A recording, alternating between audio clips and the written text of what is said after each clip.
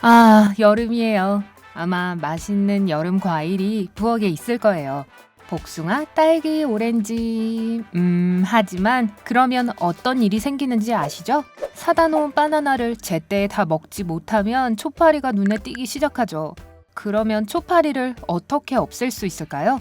바나나를 이렇게 잡고 각도를 잘 맞춰 조준한 다음 이렇게 던져서 초파리를 맞추면 됩니다.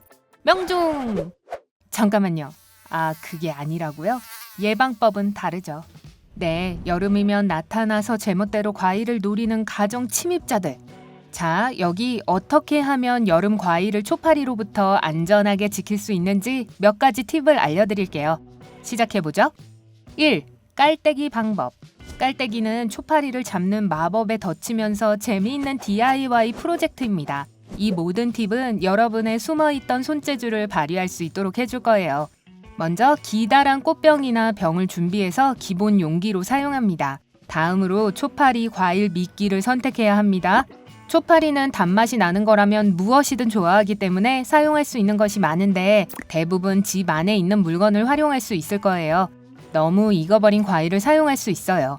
물러진 복숭아나 검게 색깔이 변해버린 바나나를 썰어주세요. 지나치게 익었거나 썩어가는 과일도 사용할 수 있어요. 만일 그런 과일이 없거나 과일을 사용하고 싶지 않다면 꿀, 메이플 시럽, 과일 주스나 단맛의 소다, 심지어 사과 식초도 사용할 수 있습니다.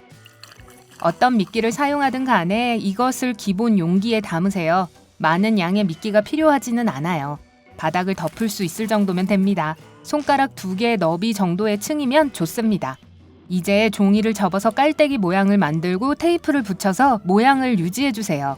깔때기의 좁은 부분을 용기 위에 끼워 넣고 깔때기가 용기 상단에 놓이게 합니다. 깔때기 끝이 미끼에 닿지 않도록 주의하세요. 마지막으로 과일 그릇, 쓰레기통 또는 싱크대 근처에 이 초파리 덫을 설치하세요. 그러면 끝입니다. 더 이상 집안에 초파리가 없을 거예요. 이 덫은 매우 간단하지만 효과가 뛰어납니다. 초파리는 깔때기의 넓은 부분으로 날아가서 미끼의 달콤하고 치명적인 향기를 따라 안으로 내려갈 겁니다. 하지만 깔때기 모양 덕분에 다시 나오진 못할 거예요. 밤새 덫을 놓아두면 아침에 초파리 대가족이 덫 안에 미끼를 먹고 있는 것을 발견할 거예요. 만일 다음날 덫 안으로 들어가지 않는 까다로운 입맛의 초파리가 아직도 발견되거든 다른 미끼를 시도해보세요.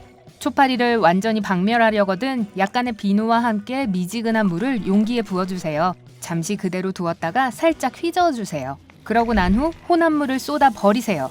용기를 헹궈서 나중에 초파리 덫으로 재활용할 수 있습니다. 2. 그릇덫. 비슷하지만 손이 덜 가는 방법입니다. 잘 익었거나 썩은 과일을 중간이나 큰 그릇 바닥에 놓습니다. 탄산음료나 시럽 같은 달콤한 액체를 넣어주세요. 이번에도 바닥에는 손가락 2개 정도의 두께로만 층을 쌓으면 됩니다. 비닐이나 플라스틱 랩으로 그릇을 최대한 단단히 덮으세요.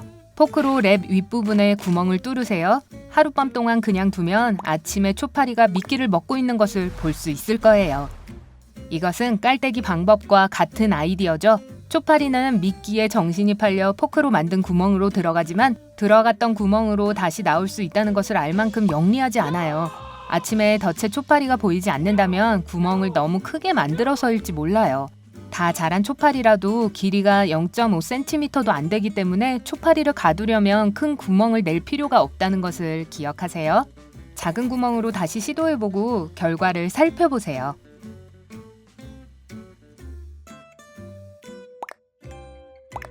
3. 냉동실 활용법. 중간 크기의 유리병 2개를 준비해서 과일 껍질을 채우세요. 유리병 입구를 투명한 신축성 플라스틱 랩으로 덮으세요. 플라스틱 랩 가운데를 손가락으로 눌러 유리병 안쪽에 깔때기 모양을 만듭니다. 가운데에 작은 구멍을 뚫으세요. 이쑤시개 같은 걸로요. 초파리는 이곳을 통해 덫으로 들어가게 돼요. 병에 초파리가 들어간 걸 발견하면 병을 냉동실에 넣으세요. 이렇게 하면 초파리와 초파리 알이 얼게 됩니다. 다른 병에 초파리가 발견되거든 냉동실 안에 남은 음식이 있던 병과 교체합니다. 초파리가 모두 사라질 때까지 계속해서 병을 바꿔주세요. 4. 예방하기. 당연히 초파리를 없애는 가장 좋은 방법은 애초에 초파리가 생기지 않도록 하는 것입니다. 적어도 그러면 덫에 걸린 녀석들을 처형해야 하는 것에 대해 죄책감을 느낄 필요는 없을 거예요. 어쨌든 우선 초파리를 애초에 확실하게 예방하는 방법은 과일을 올바르게 저장하는 것입니다. 부엌 카운터 위 과일 그릇에 예쁘게 장식해두고 싶은 생각이 들 거예요. 하지만 일단 과일이 익으면 냉장고에 넣어두어야 훨씬 더 오래 보관할 수 있습니다. 사과와 바나나를 바로 냉장 보관할 수 있습니다. 이렇게 하면 숙성 과정이 느려집니다.